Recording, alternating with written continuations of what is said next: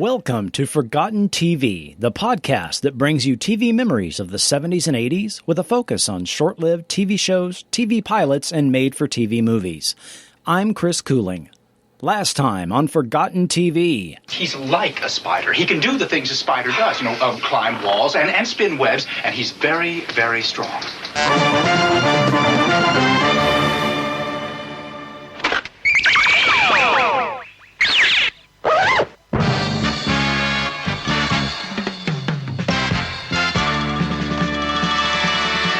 Spider-Man.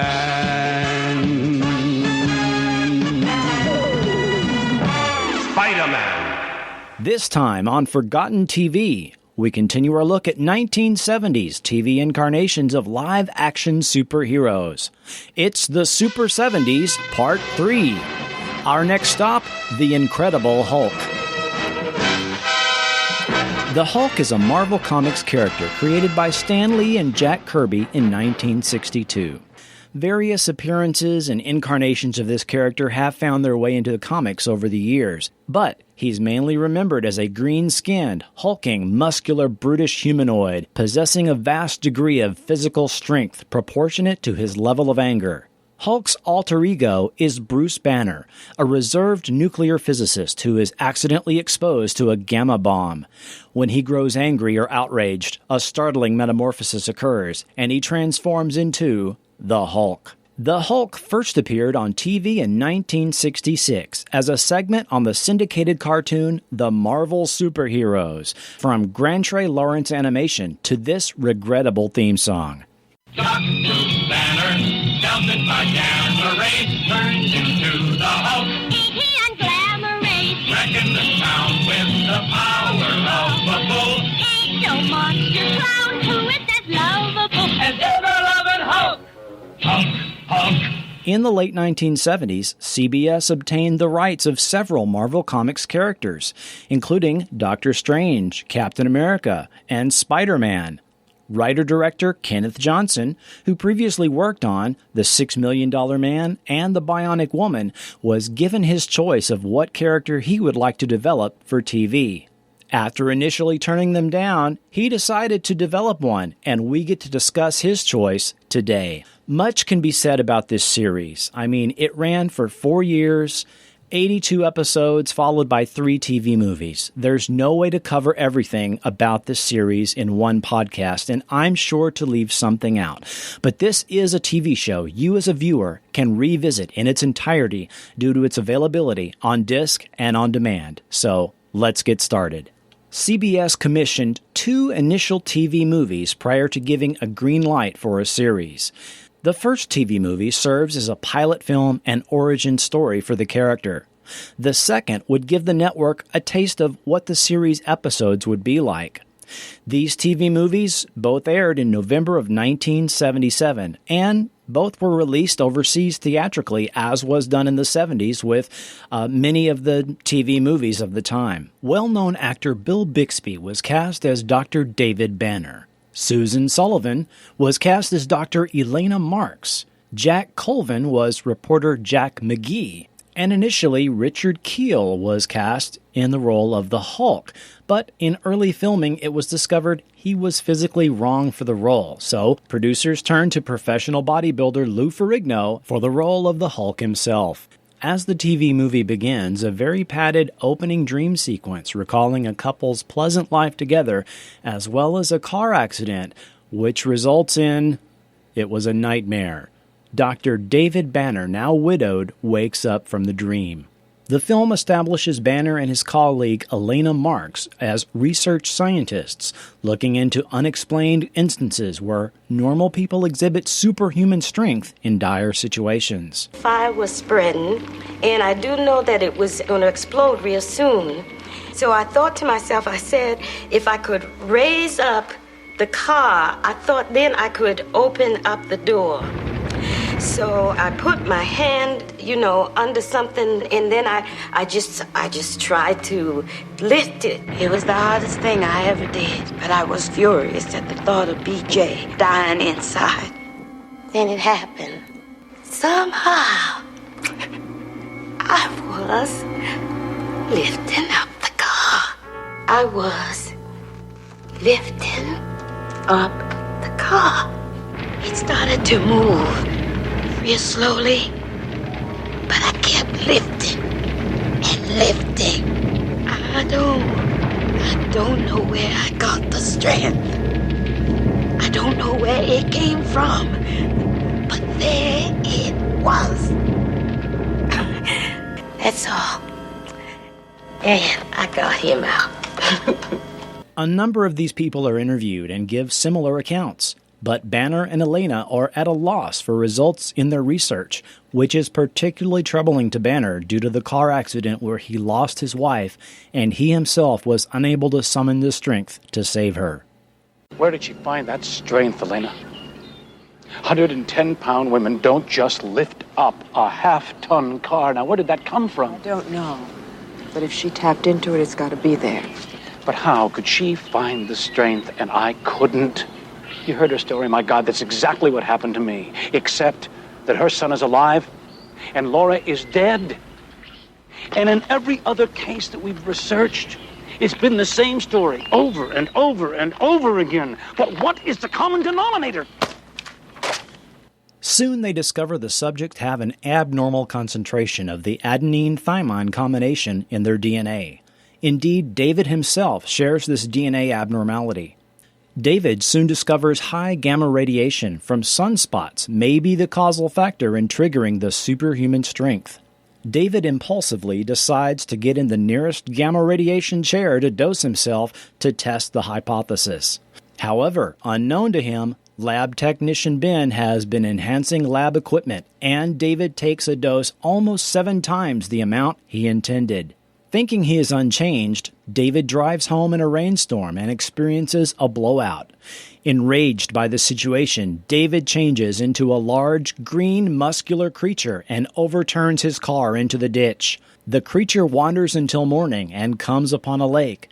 Jack McGee, a tabloid investigative reporter, later relates what happens. There's a girl and her father over at the lake who say that they saw the thing that made this. Did they? Well, what was it? Bigfoot? Sounded more like the Jolly Green Giant. Only I wouldn't call him too jolly. Big Hulk. About 7 feet tall, greenish tinge to the skin. Pretty mean looking. Scared the daylights out of the girl. She almost drowned trying to swim out of there. Her old man shot the thing in the shoulder. Well, then what happened? Well, as he tells it, the creature turned on him, busted his gun, and then picked the man up and threw him an estimated 30 yards into the lake. But neither the little girl nor the father was hurt. No. To study this new phenomenon, Elena and David retreat to a secluded, more secure lab with a pressure chamber, thinking this would contain the Hulk. During their experimenting, David is again triggered to change into the Hulk and demolishes the chamber. Mr. McGee later sees the destroyed chamber while snooping around and tries to hide in a supply closet to avoid being discovered, knocking over chemicals in the process. He is quickly ousted by David. This institute is private property. If you know anything about this creature, it is your duty to report that to the police. You're letting your imagination run away with you now. I have never seen this creature that you're talking about. Forgive me, Doctor, but I am calling you a liar. Mr. McGee!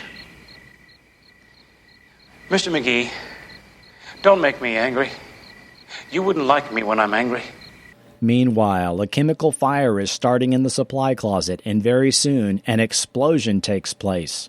Elena is trapped inside under rubble, and David again transforms into the Hulk, extracting her from the burning lab. However, it is too late, as she dies from internal injuries after expressing her love for David while he is still the Hulk. I don't know if you can understand me. But I want you to know something.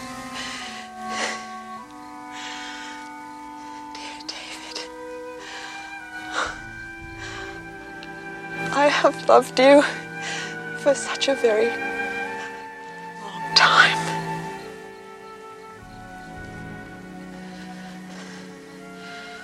And I always will.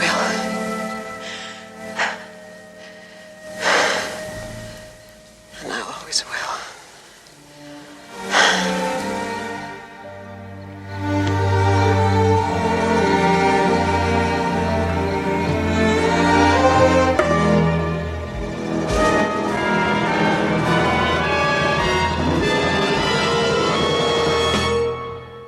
McGee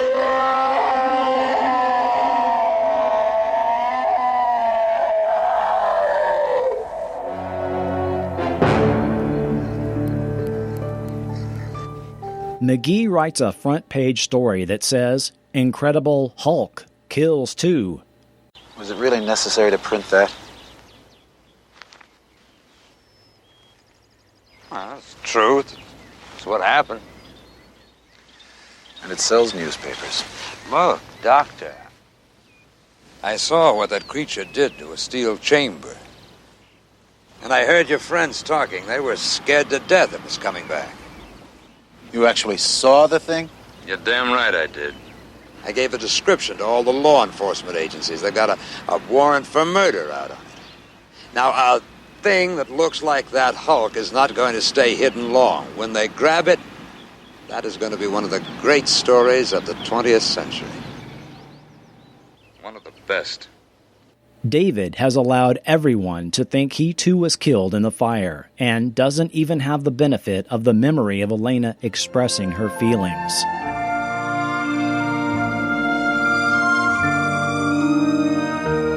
I love you, Elena. I think you love me too. Although you never said it.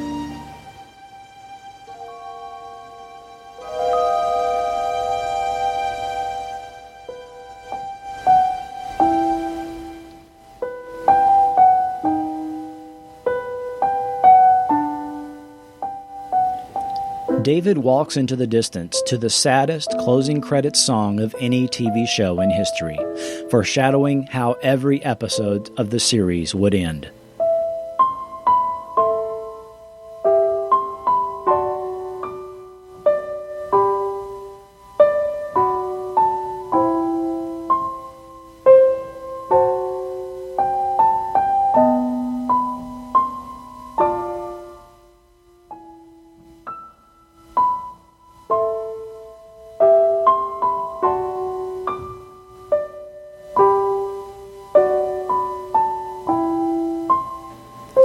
Writer-director Kenneth Johnson is clearly borrowing thematic elements from Frankenstein as well as Dr. Jekyll and Mr. Hyde, as did Stan Lee with the original source material. Some interesting changes took place from comic book to TV screen. For one thing, the Hulk is obviously intentionally powered down for the comics to fit in the scale of a TV production. This was necessary because of his immense strength that was depicted in the comic books, which would be almost impossible to create on a TV budget. The production itself was very down to earth and fit in real-life situations. One change was the name. In the comics, he's called Bruce Banner, but in the TV show, the name was changed to David Banner. Now, several sources do state that the producers were concerned that, believe it or not, the name Bruce sounded too gay, and the name change was made to David. Kenneth Johnson also refers to the fact of alliteration with the Bruce Banner name being very familiar and a comic book trope of the time, something very familiar to the Superman comics with Lois Lane, Lex Luthor, Lana Lang, etc. One thing I found interesting about this TV movie is it does not call out its era or appear nearly as dated as other TV superhero efforts of the time. Yes, I mean, if you look at the analog lab equipment and the controls and the video cameras they use to interview test subjects, you can tell we're in the 70s. But this is something that is not really called out and extremely obvious in the production. One reason this might be is because it does not go out of its way to be hip or current, as did things like the later seasons of Wonder Woman or with the funky theme music of Spider-Man. We can definitely thank the efforts of composer Joe Harnell, who was responsible for the theme music of The Bionic Woman, the TV show Cliffhangers, V, as well as the United Artists logo music. The effects were perfectly decent for a 70s TV movie. When David changes into the Hulk, this is accomplished by white contact lenses that are applied to him, and then a green glow and facial appliances to show an in-between phase of David and the Hulk, and it's always accompanied by a dramatic music cue.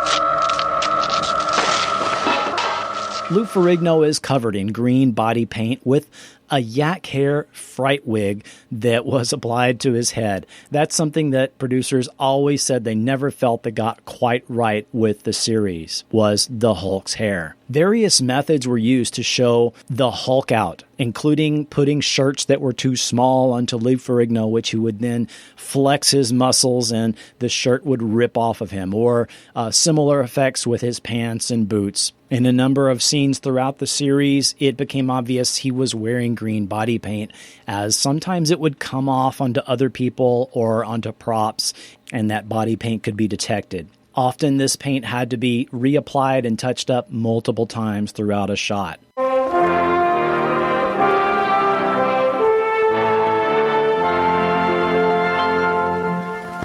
With Colorform's Incredible Hulk Adventure Set, I'll be the Incredible Hulk. you can pretend lots of things.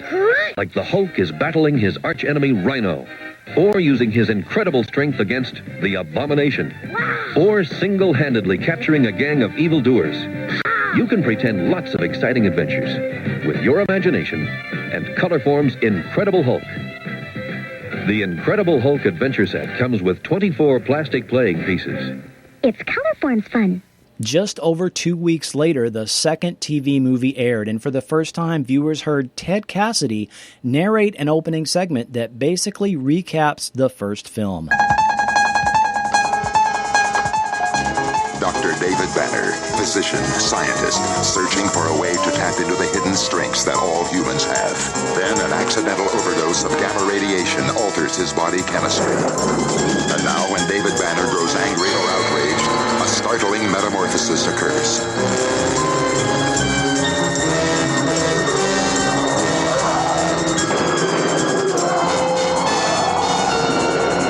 The creature is driven by rage and pursued by an investigative reporter. Mr. McGee, don't make me angry.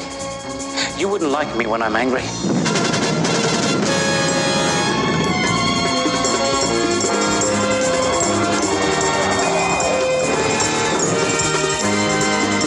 The creature is wanted for a murder he didn't commit.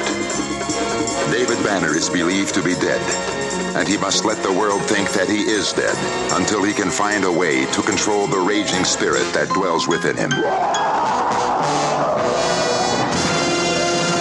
This second pilot film was initially called The Return of the Incredible Hulk. Later, it retitled to Death in the Family when it was split into 2 episodes for syndication. As intended, this second TV movie played like a 2-part episode aired back-to-back and is largely formulaic and forgettable. It involved a plot to kill a young crippled girl to inherit her fortune. Gerald McRaney and William Daniels both made appearances.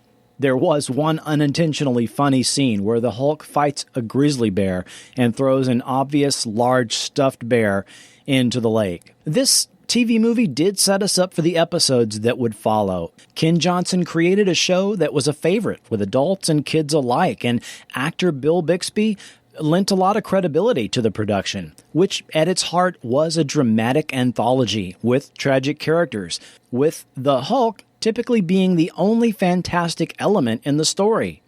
In March 1978, The Incredible Hulk filled a mid-season replacement spot on Friday nights for CBS, and 10 regular series episodes began airing in a truncated first season.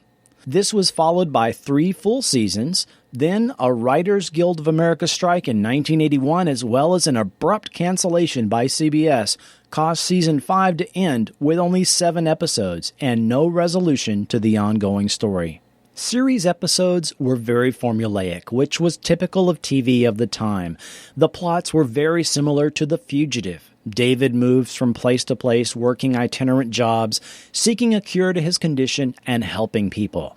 You got generally 2 Hulk transformations per episode, after which David would be forced to move on because after the Hulk appears, Mr. McGee would be on his trail. Notable episodes included Season 2, Episode 1, Married, which was a 2-hour episode starring Mariette Hartley.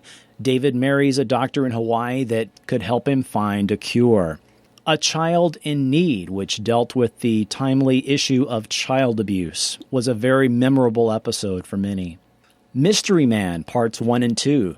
Mr. McGee and David, who is suffering from amnesia and wears a face mask because of his injuries, survive a plane crash in remote Arizona and have to work together to survive. In this episode, Mr. McGee discovers that the Hulk actually transforms from a regular man, and he witnesses this transformation. Prometheus, Parts 1 and 2. David and the Hulk are exposed to radiation from a meteor, and he is stuck mid-transformation as the Demi-Hulk. He is then pursued by government scientists at a research laboratory in Colorado.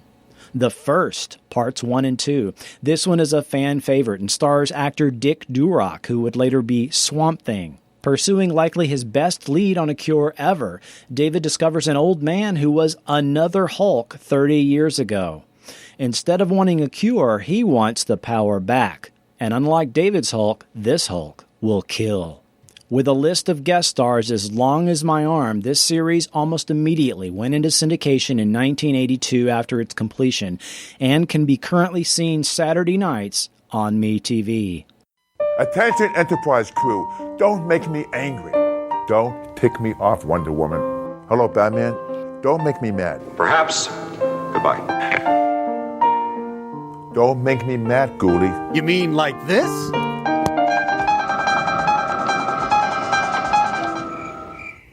Great. I'm all green. Watch me on MeTV.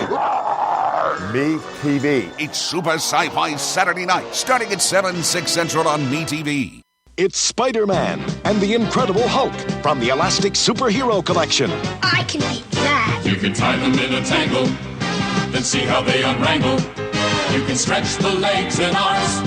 It won't do any harm. Watch this. The Elastic Spider-Man and Hulk. Spider-Man and the Incredible Hulk, each sold separately from the Elastic Superhero Collection by Mego.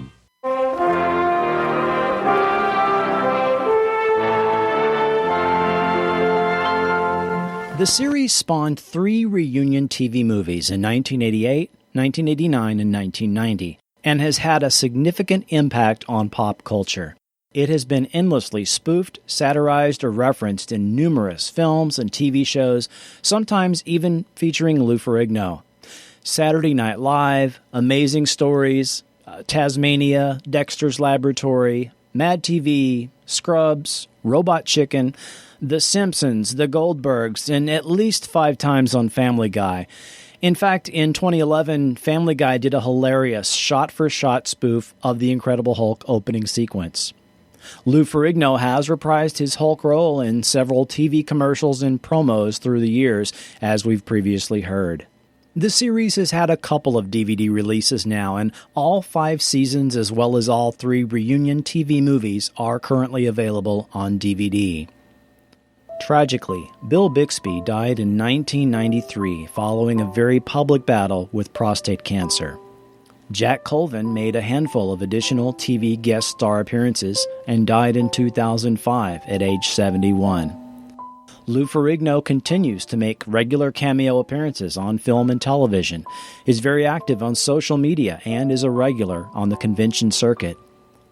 Kenneth Johnson soon brought us V, as well as V The Final Battle, 2 notable, very successful TV miniseries.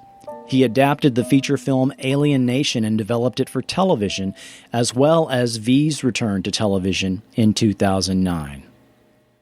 Next time on Forgotten TV... Wednesday, September 6th, reach into the unknown with Dr. Strange. Do you believe in evil? You're telling me you're a sorcerer. Don't defy me, Stephen, or I'll take my pleasure from you in another way. John Mills is the power of good. Jessica Walter is the power of evil, and mankind's fate hangs in the balance. Peter Hooton stars as the man in the middle, Dr. Strange. Will the forces of evil conquer the forces of good on Earth? Dr. Strange, a special 2-hour presentation. Wednesday, September 6th at 8, 7 Central and Mountain.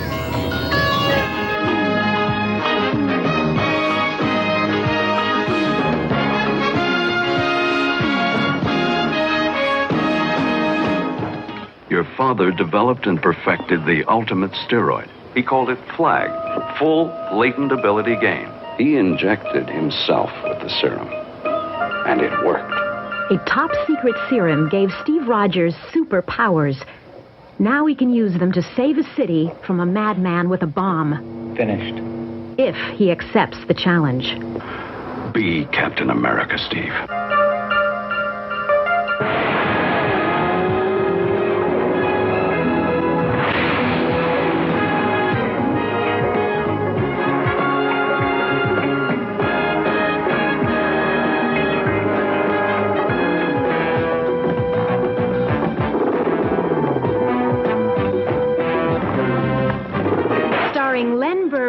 Heather Menzies, Steve Forrest, and Reb Brown as the star-spangled superhero Captain America. We conclude our look at the Super 70s. That's next time on Forgotten TV. Forgotten TV is not affiliated with Marvel Entertainment, CBS, or NBC Universal Television Distribution. The Incredible Hulk and related characters is the property and trademarks of the Disney Company and Marvel Entertainment, and no infringement is intended. Audio clips are included for the purposes of review, commentary, and criticism only and are not intended to infringe. And I'd like to thank the following YouTube channels for making today's episode possible. Brian's Hulk page, Philo 1978, Color Form's 60th anniversary, Brick Mantooth. Forgotten TV is now a member of the Frequent Wire Podcast Network. To find other great podcasts, click the link to Frequent Wire in the show notes. Subscribe to Forgotten TV on iTunes, Stitcher, or wherever you get your podcasts. To interact with me on Facebook, Twitter, YouTube, or to easily support the show by shopping on Amazon, that's all linked up for you at Forgotten.tv. I'm Chris Cooling, and this has been Forgotten TV.